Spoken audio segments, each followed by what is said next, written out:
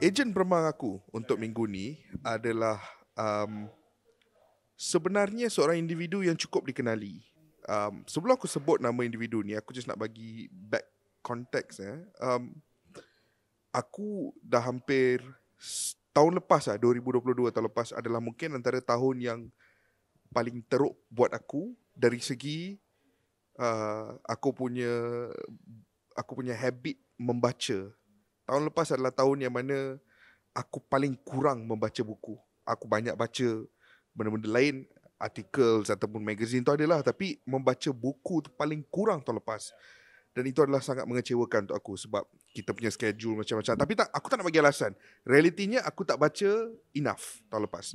So tahun ni memang aku set impian yang ini adalah tahun di mana aku perlu membaca dengan lebih banyak. Bulan Januari tak sempat sebab banyak perkara yang berlaku, kehidupan peribadi dan juga kerja. Tapi bulan Februari aku cuba start. Buku pertama yang aku pilih untuk baca, benda ni pun ambil masa nak decide buku pertama aku nak ambil baca ni sebab banyak yang aku belum baca lagi. Tapi buku pertama yang aku pilih untuk baca adalah buku Carlo Ancelotti. Han tahu Wow. kenapa, Faiz? Okay.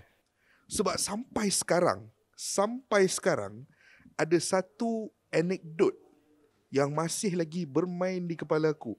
Every few times aku nampak seseorang yang sangat baik hati, aku akan teringat pasal anekdot tu. So dia past few months anekdot tu bermain je di kepala aku. Ia adalah kata-kata daripada Antonio Rudiger apabila dia menyertai Real Madrid, dan dia menceritakan bagaimana Carlo Ancelotti datang melawat dia di rumah dia. Mengetuk pintu, dia buka, tengok ada Carlo Ancelotti. Dan Carlo masuk ke dalam rumah tersebut dan bertanya khabar, bukan setakat bertanya khabar kepada Rudiger, duduk semeja, cuba berkenalan dengan keluarga Rudiger, cuba nak bertanya khabar tentang mereka, dan general vibe yang dia bagi adalah sebagai seorang bapa yang sangat prihatin terhadap semua anak-anak murid dia.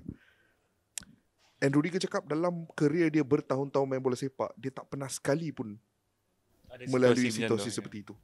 Kata-kata itu bermain je di otak aku.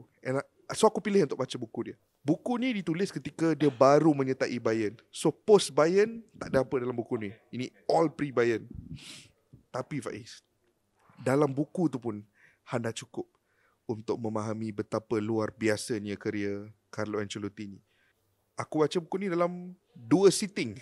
Satu sitting hampir separuh habis, next sitting habis.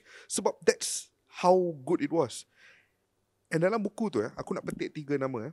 Zlatan Ibrahimovic, Cristiano Ronaldo dan juga John Terry. 3 pemain yang sangat berbeza, 3 pemain dengan karakter yang berbeza. Ada sedikit persamaan, winning mentality, tetapi every other part of the character very different from each other. Tetapi ketiga-tiganya menyebut dan mengangkat Carlo sebagai jurulatih terbaik yang pernah mereka beraksi di bawah. Mungkin Ronaldo tak explicitly say dengan kata-kata dalam buku itu, tapi cara dia menceritakan pengalaman dia bersama Carlo adalah seolah-olah ini adalah jurulatih yang terbaik. Zlatan memang outright kata the best coach. John Terry siap kata Carlo Ancelotti is the ultimate. Dan kesemuanya ada sebab-sebab yang berlainan sedikit. Tetapi kalau Han cuba cari tema di antara kesemua sebab-sebab tu yang sama, tema ni satu. Kerana Carlo Ancelotti adalah seorang individu yang memiliki kebolehan untuk memandang seorang pemain dan melihat the human being first sebelum dia melihat the football player. Keupayaan tu tak ramai jurulatih ada, kerana majoriti jurulatih akan melihat pemain sebagai macam mana nak kata, cebisan-cebisan yang perlu hang gabungkan untuk membina sebuah pasukan. Dia tak melihat manusia di sebalik pemain bola sepak itu. Tapi kalau lihat benda tu kepada Zlatan, kepada John Terry, cara dia membina skuad, Zlatan yang memiliki ego yang luar biasa pun mengatakan bahawa Carlo adalah jurulatih yang first and foremost an incredible human being, kemudian yang baru jurulatih. And Han tahu benda yang paling meremangkan bulu roma aku adalah apa? Adalah conclusion yang aku derive untuk diri aku sendiri selepas membaca buku tu. Conclusion aku adalah, Faiz, and ini buat kali pertama aku boleh cakap benda ni out loud dan terima hakikat ni. Sepanjang hidup aku, bila hang main Football Manager, hang main FIFA, hang akan bayangkan diri hang sebagai seorang jurulatih. And selalunya aku akan bayangkan diri aku kalau dulu macam Sir Alex. Kemudiannya bila aku mula membesar, Jose Mourinho. Kemudiannya Pep Guardiola. Kemudiannya ada Jurgen Klopp. Tapi sekarang di usia 30, kalau orang tanya aku, kalau hang boleh jadi seorang jurulatih, hang nak jadi jurulatih macam siapa? Carlo Ancelotti adalah jawapan aku. Dia mungkin tidak sebijak Pep Guardiola dari segi taktikal bola. Dia mungkin tidak se-ruthless. Aku tak tahu ruthless dalam bahasa Melayu apa.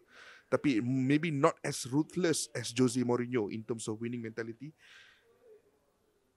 Tapi sebagai seorang manusia, sebagai seorang jurulatih, dia adalah seorang individu yang people first, football second. Dan aku rasa kalau aku tepuk dada aku sendiri tanya, aku nak jadi macam tu. Aku tak payah jadi the greatest football mind. As long as aku boleh faham semua individu di luar sana. Sisi kemanusiaan. As long as sisi kemanusiaan tu menjadi prinsip pertama aku akan gembira dengan benda tu lah. Itu konklusi aku. Aku tutup, the moment aku finish book, itu perkara pertama yang aku cakap kat diri aku, if I was a football coach, I would want to be Carlo Ancelotti. Not Jurgen Klopp, not Pep Guardiola, not Jose Mourinho. Aku akan cuba baca lepas ni.